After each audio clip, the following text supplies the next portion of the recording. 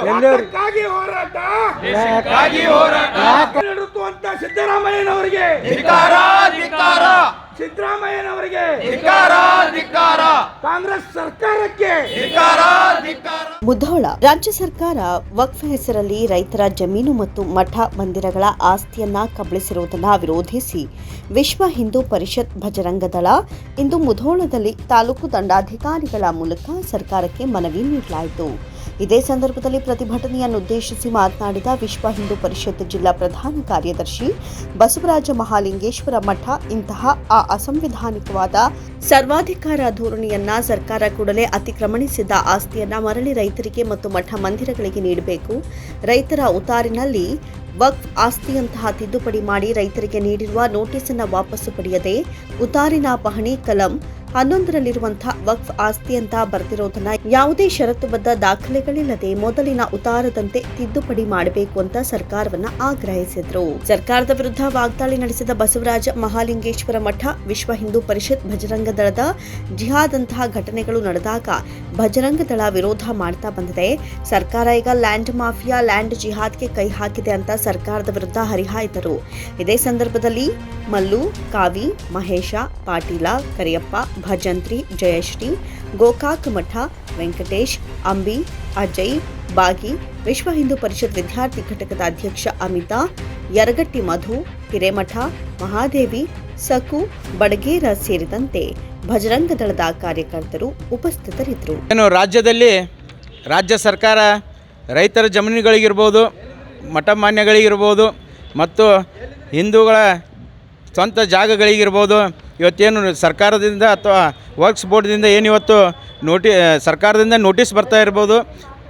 ಅವರ ಪಹಣಿಯಲ್ಲಿ ಏನು works board ಅಂತೇಳಿ ಅವರೂ ಹಕ್ಕುದಾರರಿದ್ದಾರೆ ಅಂತೇಳಿ ಇವತ್ತು ಸರ್ಕಾರ ಇವತ್ತು ಪ್ರತಿಯೊಬ್ಬರು ರೈತರ ಮನೆಗಳಿಗೆ ಇವತ್ತು ನೋಟಿಸ್ ಕಳಿಸ್ತಾ ಇದೆ. ಇದರ ವಿರುದ್ಧವಾಗಿ ವಿಶ್ವ ಹಿಂದೂ ಪರಿಷತ್ ಬಜರಂಗ ದಳ ಮುಧೋಳ ಘಟಕದ ವತಿಯಿಂದ ನಾವು ಪ್ರತಿಭಟನೆಯನ್ನು ಹಮ್ಮಿಕೊಂಡಿದ್ದೀವಿ. ಸಾಂಕೇತಿಕವಾದ ಈ ಪ್ರತಿಭಟನೆಯಲ್ಲಿ ನಾವು ಸರ್ಕಾರಕ್ಕೆ ಮನವಿ ಮಾಡ್ತಾ ಇದ್ದೀವಿ. ನೀವೇನೀಗ ನಿಮ್ಮ ಸರ್ಕಾರದ ಮುಖಾಂತರ ಏನು ಇವತ್ತು ರೈತರ ಜಮೀನುಗಳಿಗೆ ನೋಟಿಸ್ ಕಳಿಸ್ತಿದ್ದೀರಿ, ಶೀಘ್ರದಲ್ಲೇ ಅವೆಲ್ಲವನ್ನು ವಾಪಸ್ ತೆಗೆದುಕೊಳ್ಬೇಕು. ಅದಲ್ಲದೆ ನಮ್ಮ ಅಜ್ಜ ಮುತ್ತಜ್ಜ ಅವ್ರ ಕಾಲದಿಂದಲೂ ಬಂದಂಥ ನಮ್ಮ ಜಮೀನುಗಳಿಗೆ ಈಗ ಯಾವುದೋ ವರ್ಕ್ಸ್ ಬೋರ್ಡ್ ಅಂತೇಳಿ ಹಕ್ಕುದಾರನನ್ನಾಗಿ ಮಾಡ್ತಿದ್ದೀರಲ್ಲ, ಇದು ವಿಶ್ವ ಹಿಂದೂ ಪರಿಷತ್ ಬಜರಂಗ ದಳ ಉಗ್ರವಾಗಿ ಖಂಡಿಸ್ತದೆ. ಅದಲ್ಲದೆ ಏನಿವತ್ತು ನಮ್ಮ ಸ್ವಂತ ಜಾಗಗಳನ್ನು ಇವತ್ತು ನೀವು ವರ್ಕ್ಸ್ ಬೋರ್ಡಿಗೆ ಮಾಡೋಕ್ಕೆ ಹೋಗ್ತಿದ್ದೀರಿ, ಇದು ದೊಡ್ಡ ಹುನ್ನಾರ ನಡೆದಿದೆ. ಇದರಲ್ಲಿ ಒಂದು ಮುಸ್ಲಿಂ ಜಿಹಾದಿಗಳಿರ್ಬೋದು, ಮುಸ್ಲಿಮರ ಪರವಾಗಿರ್ಬೋದು, ವೋಟ್ ಬ್ಯಾಂಕ್ ಇರ್ಬೋದು. ಆ ಕಾರಣಕ್ಕಾಗಿ ರಾಜ್ಯ ಸರ್ಕಾರ ಇವತ್ತು ಮುಸ್ಲಿಂ ತುಷ್ಟೀಕರಣ ಮಾಡ್ತಾಯಿದೆ.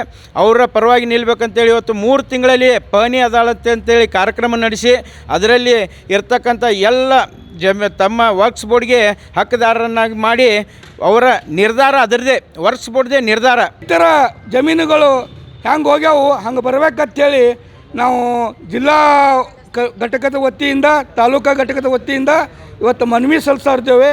ಈ ಮನವಿಯನ್ನು ಸಲ್ಲಿಸೋಕ್ಕಿಂತ ಪೂರ್ವದಲ್ಲಿ ನಮ್ಮ ಜಿಲ್ಲಾ ಅಧ್ಯಕ್ಷರಂಥ ಶ್ರೀಯುತ ವಿವೇದಮೂರ್ತಿ ವಿಪಕ್ಷೀಯ ಹಿರೇಮಠ ಅವರು ಒಂದೆರಡು ತಮ್ಮ ಅನಿಸಿಕೆಗಳನ್ನು ಹಂಚ್ಕೋಬೇಕಂತ ನಾನು ಭಾರತೀಯ ಕಿಸಾನ್ ಸಂಘದ ವತಿಯಿಂದ ಅವರನ್ನು ಕೇಳ್ಕೊತಿದ್ದೇನೆ.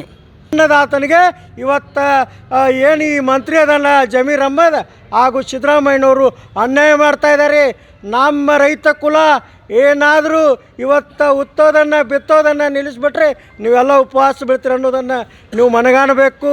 ಇದೇ ರೀತಿ ರೈತರಿಗೆ ಅನ್ಯಾಯ ಮಾಡಿದರೆ ಮುಂದೊಂದು ದಿನ ನೀವು ಗಂಭೀರವಾದ ಪರಿಣಾಮವನ್ನು ಎದುರಿಸ್ತಾ ಇದ್ದೀರಿ. ಆದರೆ ನಾನು ಹೇಳ್ತೀನಿ, ಇವತ್ತು ಮಾನ್ಯ ಸಿದ್ದರಾಮಯ್ಯನವರೇ, ನೀವು ಒಬ್ಬ ಹಿಂದೂ ಇದ್ದೀರಿ, ವಿಚಾರ ಮಾಡಿ.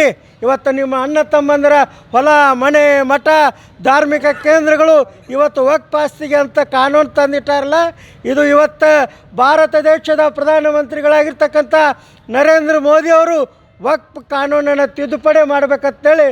ವರದಿ ಶ್ರೀ ಮಾರುತಿ ನಾಯಕ, ಡಿವೈ ನ್ಯೂಸ್, ಮುಧೋಳ.